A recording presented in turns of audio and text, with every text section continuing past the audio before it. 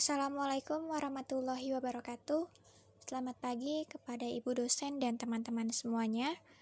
Perkenalkan, kami dari kelompok 6 ingin mempresentasikan materi kami mengenai situasi kebahasaan di Indonesia.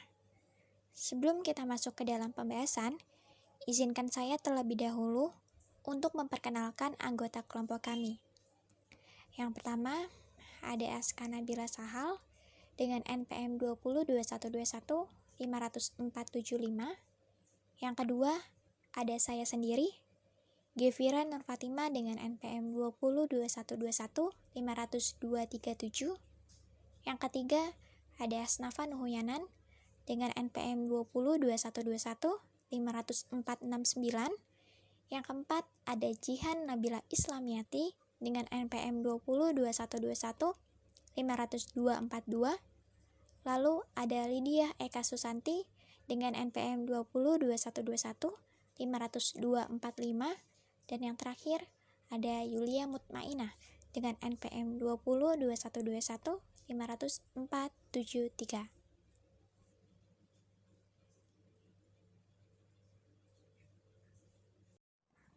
Pada slide selanjutnya ini terdapat 7 materi pembahasan yang nantinya akan dipaparkan oleh anggota kelompok kami. Yang pertama ada bahasa Indonesia, bahasa daerah, dan bahasa asing.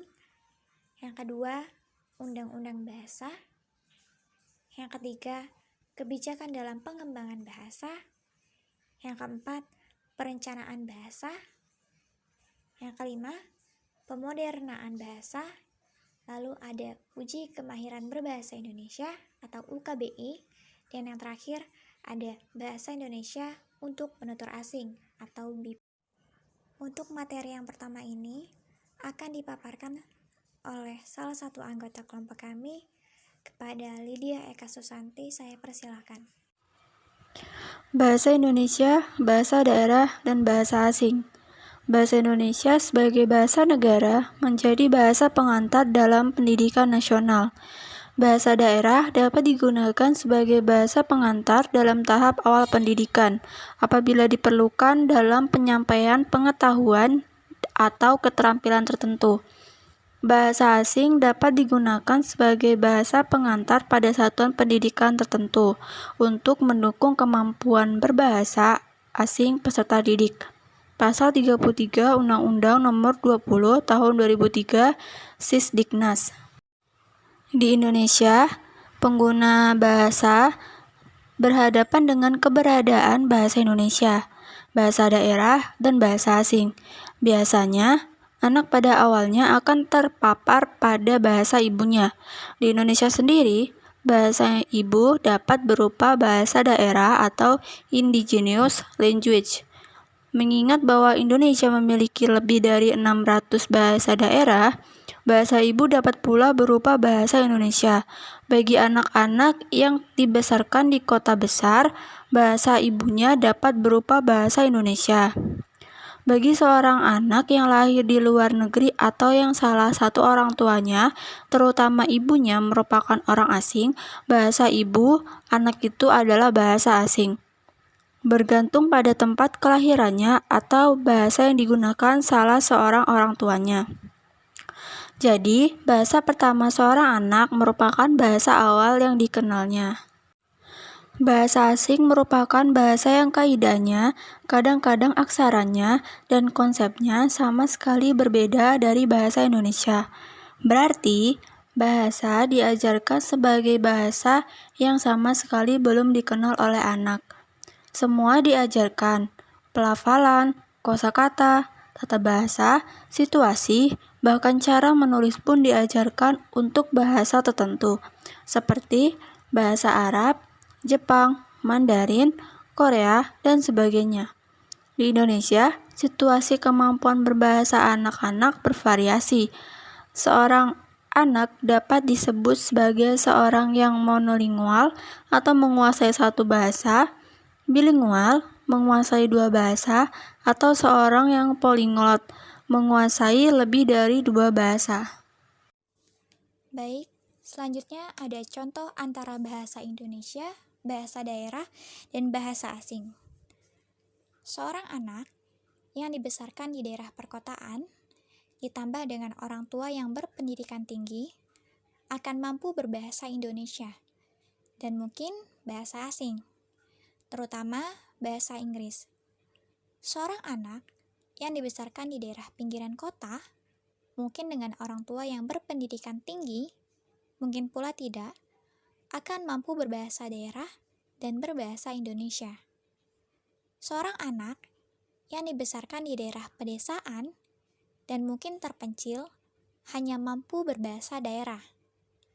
Keadaan itu menunjukkan bahwa seorang anak sejak dini mampu menjadi seorang yang polyglot atau menguasai bahasa banyak sekaligus.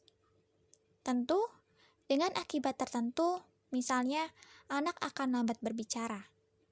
Kelambatan terjadi karena anak sibuk mengingat kata yang didengarnya, memisahkannya dalam kelompok bahasa berbeda, dan mempelajari bilakah dan pada siapakah suatu bahasa digunakan.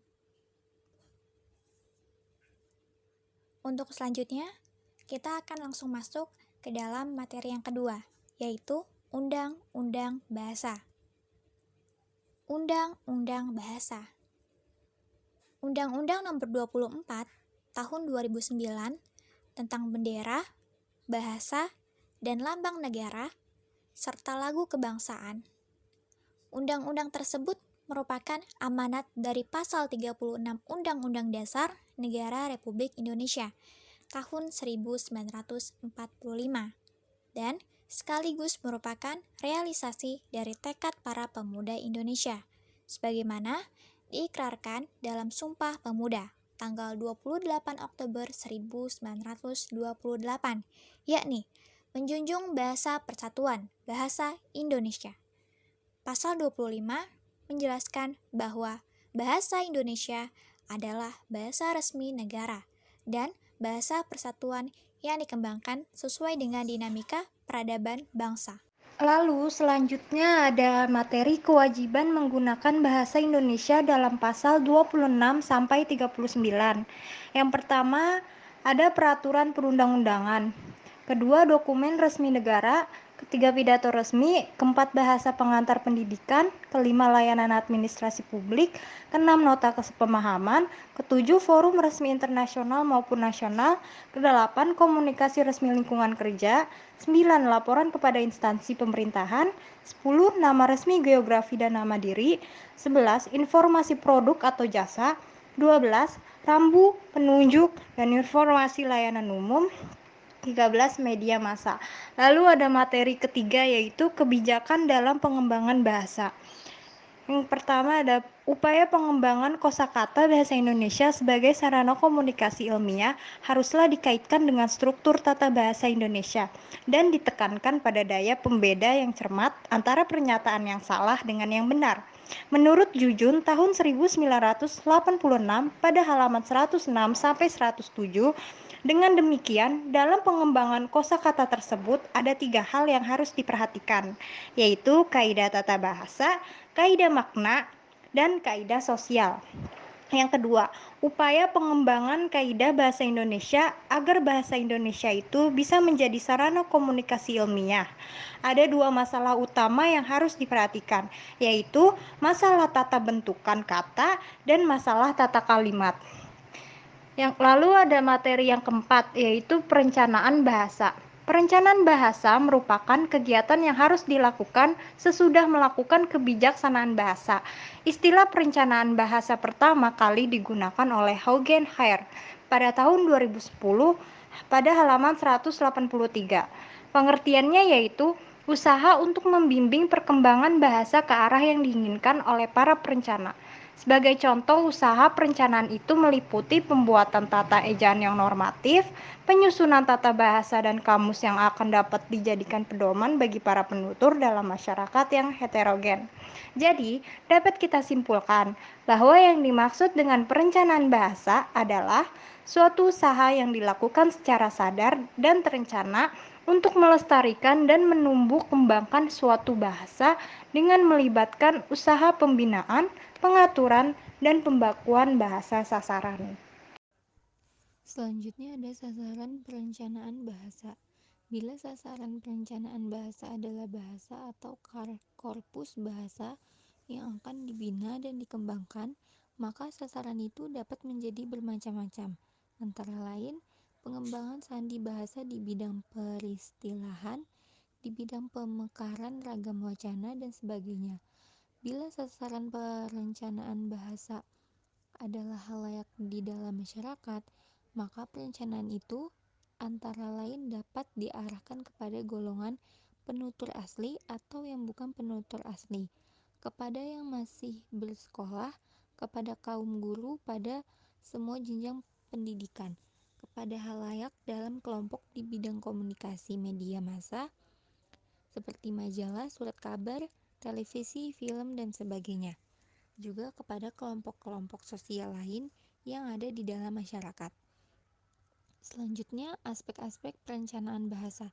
Menurut pengamatan Ferguson tahun 1968, dalam hal perencanaan bahasa, aspek-aspek yang akan dilaksanakan sebagai tujuan perencanaan adalah: pertama, pembakuan atau standarisasi. Kedua, modernisasi atau intelektualisasi. Dan yang ketiga, grafisasi atau tulisan dan ejaan. Pembukaan atau standarisasi tujuannya agar ada kesamaan penggunaan oleh semua pemakai bahasa tersebut, yang diawali oleh pembakuan ejaan, yakni cara penulisan kata-kata dan kalimat-kalimat dari bahasa itu supaya ada pengertian yang cukup tinggi dari pemakainya. Langkah berikutnya adalah penyebarannya, maksudnya mengumumkan dan membuat orang untuk memakai dan mempelajarinya.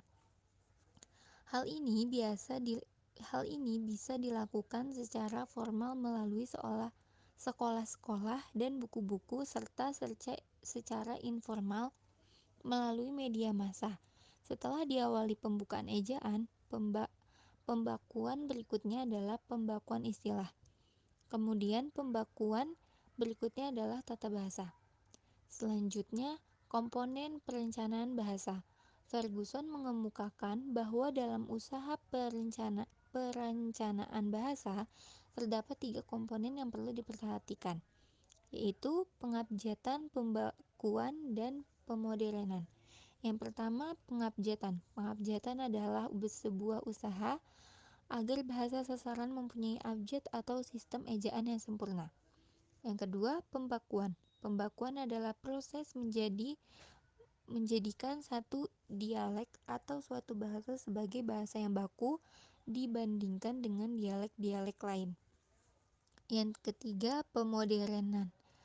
Pemodernan adalah usaha-usaha pengembangan kosakata dan pembinaan bentuk-bentuk wacana tertentu, biasanya wacana ilmiah. Baik, selanjutnya ada hambatan perencanaan bahasa.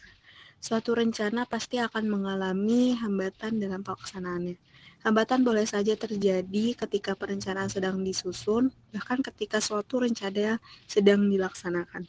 Hambatan-hambatan itu meliputi yang pertama pemegang tampuk kebijakan, yang kedua sikap penutur bahasa, yang ketiga dana, dan yang terakhir ketenagaan. Sikap penutur bahasa sangat menentukan kebijakan bahasa. Sebab apapun yang ditetapkan oleh para ahli, apapun yang ditentukan oleh departemen, penutur bahasalah yang akhirnya menentukan. Penutur bahasalah yang mempergunakan bahasa dalam kehidupan sehari-hari. Selanjutnya materi kelima ada pemodernan bahasa. Pemodernan bahasa dapat dikatakan sebagai upaya pemuktahiran bahasa sehingga sesuai dengan keperluan komunikasi di bidang kehidupan. Modernisasi dalam ilmu sosial merujuk pada sebuah bentuk transformasi dari keadaan yang kurang maju atau kurang berkembang ke arah yang lebih baik dengan harapan akan tercapai kehidupan masyarakat yang lebih maju, berkembang, dan makmur. Indonesia pada saat ini sudah bisa dibilang mengalami modernisasi dalam bidang bahasa, yaitu dengan banyaknya penggunaan bahasa asing dalam bidang pendidikan serta lapangan pekerjaan. Adapun langkah pemodernan bahasa, yaitu langkah memutakhirkan bahasa Indonesia agar dapat berkembang selaras dengan keperluan komunikasi dewasa ini. Pemodernan bahasa dapat dilakukan secara alami dan secara terencana. Pemodernan alami dilakukan akibat tuntunan komunikasi yang mengiring perkembangan berbagai aspek kehidupan masyarakat. Pemodernan alami dimulai sejak masyarakat bersentuhan dengan masyarakat dan budaya asing. Lalu pemodernan bahasa secara terencana sudah dimulai sejak tahun 1972, sejak diberlakukannya pedoman ejaan bahasa Indonesia yang disempurnakan. Materi selanjutnya yaitu Uji Kemahiran Berbahasa Indonesia atau UKBI. Uji Kemahiran Berbahasa Indonesia yang selanjutnya disingkat UKBI adalah tes penguasaan kebahasaan dan kemahiran berbahasa Indonesia yang mengacu pada standar kemahiran berbahasa Indonesia. Standar kemahiran berbahasa Indonesia adalah standar penguasaan kebahasaan dan kemahiran berbahasa Indonesia, baik secara lisan maupun tulis.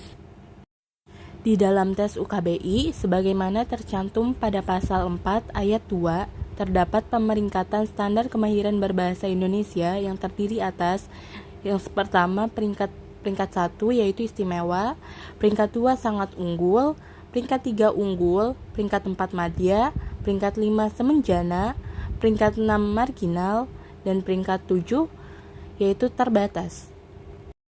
Materi terakhir yaitu Bahasa Indonesia untuk penutur asing atau BIPA. BIPA merupakan istilah yang digunakan pada program pembelajaran bahasa Indonesia yang dikhususkan untuk warga negara asing. Program BIPA menjadi populer dan semakin diminati sejak terbukanya perdagangan bebas. Meskipun demikian, saat ini masih banyak ditemukan perbedaan pendapat dan juga variasi mengenai strategi pembelajaran bahasa Indonesia kepada penutur asing secara efektif, baik yang berkaitan dengan alat-alat demi mencapai tujuan, materi yang diajarkan, maupun metode yang digunakan.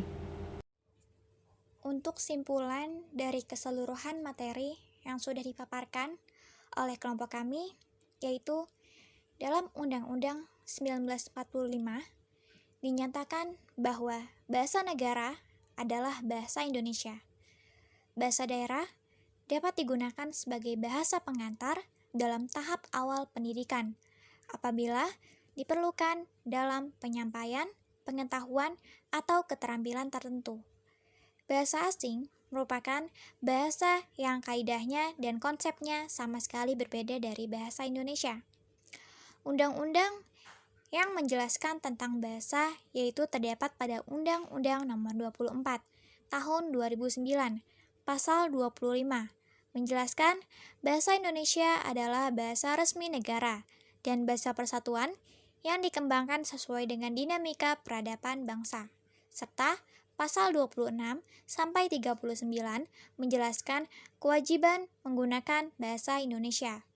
Upaya pengembangan bahasa terdapat dua aspek, yaitu pengembangan kosakata dan pengembangan kaidah bahasa Indonesia. Perencanaan bahasa merupakan kegiatan yang harus dilakukan sesudah melakukan kebijakan bahasa. Pemodernaan bahasa dapat dikatakan sebagai upaya pemutakhiran bahasa sehingga sesuai dengan keperluan komunikasi di bidang kehidupan. UKBI adalah tes penguasaan kebahasaan dan kemahiran berbahasa Indonesia yang mengacu pada standar kemahiran berbahasa Indonesia. BIPA merupakan istilah yang digunakan pada program pembelajaran bahasa Indonesia yang dikhususkan untuk warga negara asing. Saya selaku moderator perwakilan dari kelompok 6, izin pamit undur diri. Terima kasih kepada Ibu dosen dan teman-teman sekalian yang sudah mengikuti perkuliahan pada pagi hari ini maupun yang sudah aktif bertanya dalam diskusi. Kurang dan lebihnya mohon maaf. Wabillahi taufik wal hidayah. Wassalamualaikum warahmatullahi wabarakatuh.